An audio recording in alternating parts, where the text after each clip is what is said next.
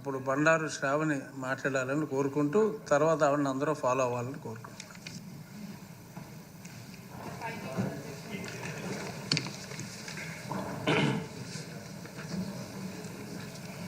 ధన్యవాదాలు అధ్యక్ష. ప్రస్తుత పరిస్థితుల్లో ఎంత ఆర్థిక సంక్షోభాలు ఉన్నప్పటికీ మన ఆంధ్ర రాష్ట్ర ప్రజల భవిష్యత్తు కోసం, అలాగే బడుగు బలహీన వర్గాల కోసం 3,22,000 కోట్ల బడ్జెట్ను ప్రవేశపెట్టిన మన ఆర్థిక మంత్రి వర్యులు కేశవ్ గారికి, ముఖ్యమంత్రి వర్యులు నారా చంద్రబాబు నాయుడు గారికి ప్రత్యేక ధన్యవాదాలు తెలియజేస్తున్నా అధ్యక్ష.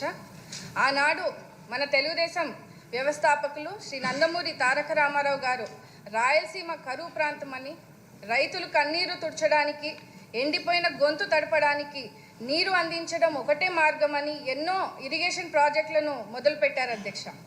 ఆ తర్వాత మన ముఖ్యమంత్రి వర్యులు నారా చంద్రబాబు నాయుడు గారు ఆ ప్రాజెక్టులను కొనసాగిస్తూ దాదాపు 23 ఇరిగేషన్ ప్రాజెక్టులకి నిధులు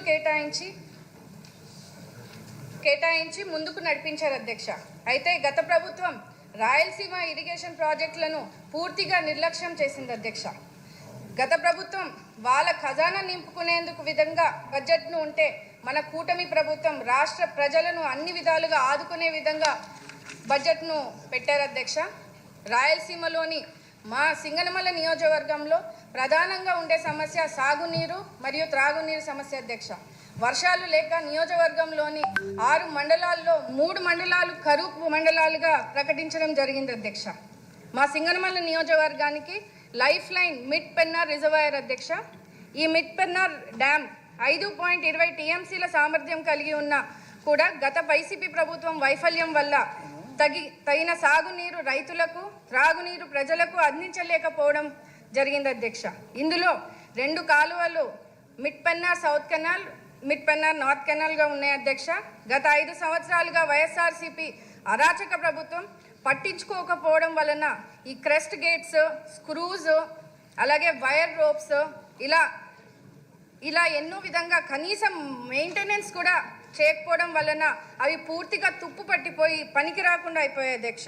దీనివల్ల లీకేజీలు ఎక్కువ అవ్వడం, నీటిని నిల్వ చేసుకోకపోవడం వల్ల కష్టంగా మారి నియోజకవర్గ ఆయకట్టుకు తగిన నీటిని అందించలేకపోవడం జరుగుతూ ఉంది అధ్యక్ష. మనం అధికారంలోకి వచ్చిన వెంటనే రైతులు, కూటమి నాయకులు, దాతలు సహకారంతో గడిచిన సీజన్ ఎంపీఆర్ డ్యామ్ కాలువలను టెంపరీ మరమ్మతులు కూడా చేసుకోవడం జరిగింది అధ్యక్ష. ఈ కెనాల్స్కి సంబంధించిన బేసిక్ లైనింగ్ పనులను, బ్రీచెస్, ముఖ్యంగా అక్కడ ఉన్నటువంటి అన్ఆథరైజ్డ్ మోటార్స్ కూడా ఎక్కువ అవ్వడము, పిచ్చి మొక్కలు పెరిగి అక్కడ ఉన్నటువంటి ఇన్ఫ్లో తగ్గించి చివరి ఆయకట్టుకు వరకు నీరు కూడా అందించలేనికుండా కష్టంగా మారింది అధ్యక్ష. ఇందులో రాబోతున్న ఎండాకాలంలో ఇంకా ఈ నీటి సమస్య పెరిగే లోపు ఎమర్జెన్సీగా ఈ డ్యామ్కి సంబంధించినటువంటి మరమ్మతులు చేపట్టగలిగితే నియోజకవర్గ ప్రజలకు, ముఖ్యంగా రైతులకు నీరు సమస్య నుంచి కాపాడిన వాళ్ళం అవుతాం అధ్యక్ష. ఈ సమస్య పరిష్కరించడానికి ఎంపీఆర్ డ్యామ్ ఆధునీకరణ పనులు చేపట్టడానికి 5,30,00,000 అంచనాతో ప్రభుత్వానికి ఆల్రెడీ సమర్పించడం జరిగింది అధ్యక్ష. మీ ద్వారా మంత్రివర్యులకు తెలియజేస్తున్నాను అధ్యక్ష.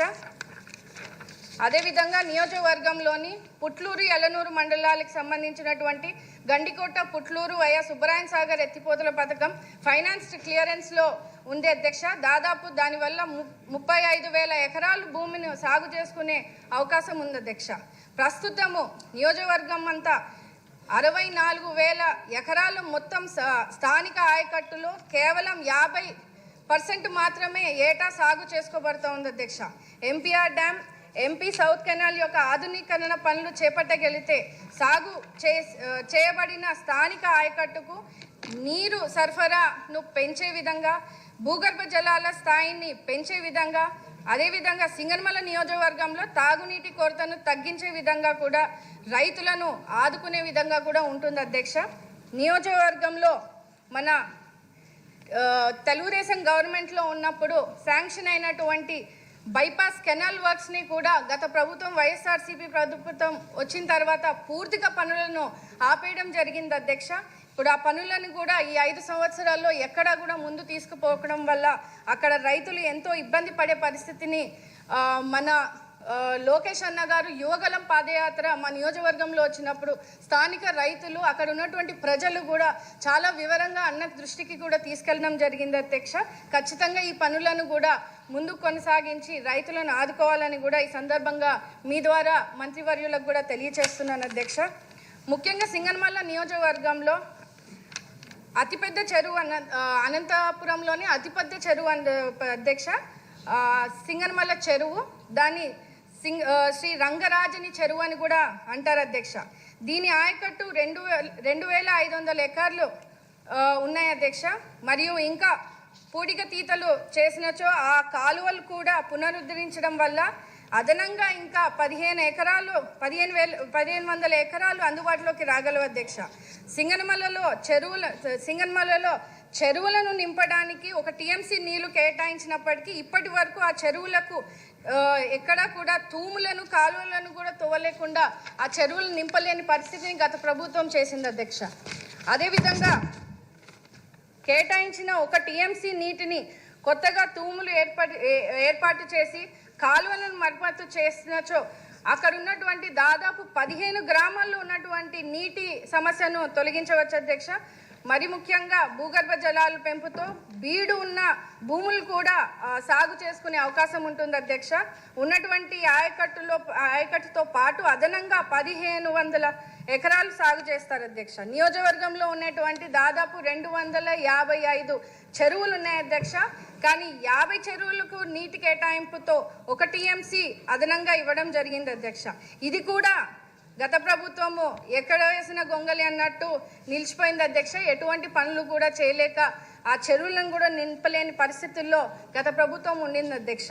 ఇప్పుడు మొత్తము 2.35 టీఎంసీల నీళ్లను నియోజకవర్గాల్లోని చెరువులను నింపగలిగితే తగిన పనులు మంజూరు చేయడం వలన నియోజకవర్గం అంతా కూడా ఎటువంటి నీటి సమస్య లేకుండా సస్యశ్యామలంగా ఉంటుందని కూడా మీ ద్వారా మంత్రివర్యులకు రిక్వెస్ట్ చేస్తున్నాను అధ్యక్ష.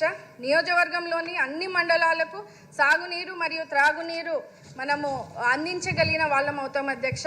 అలాగే ఈ చెరువు కింద ముఖ్యంగా దాదాపు 300 మత్స్యకార కుటుంబాలు జీవనోపాధి చేస్తూ ఉన్నారు అధ్యక్ష.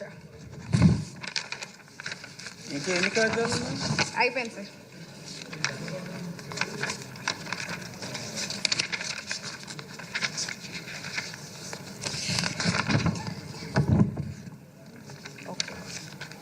అదేవిధంగా మన అనంతపురం జిల్లాని హార్టికల్చర్ హబ్గా మార్చేందుకు మన ముఖ్యమంత్రి నారా చంద్రబాబు నాయుడు గారి ఆకాంక్ష అధ్యక్ష. అందులో భాగంగా మా నియోజకవర్గంలో దాదాపు 70 నుంచి 80% వ్యవసాయం మీద ఆధారపడేస్తారు అధ్యక్ష. ఈ పనులన్నీ కూడా చేపట్టగలిగితే మా నియోజకవర్గాన్ని హార్టికల్చర్ హబ్గా మార్చేందుకు అవకాశం ఉంటుంది అధ్యక్ష. ఈ పనులన్నీ కూడా మీరు మీ ద్వారా మంత్రివర్యులకు తెలియజేస్తున్నాను అధ్యక్ష. చాలా ఎమర్జెన్సీ పర్పస్లో ఇది తీసుకొని బడ్జెట్ను కేటాయించగలిగితే ఖచ్చితంగా స్థానిక రైతులను, ప్రజలను కూడా కాపాడుకున్న వాళ్ళం అవుతాం అధ్యక్ష.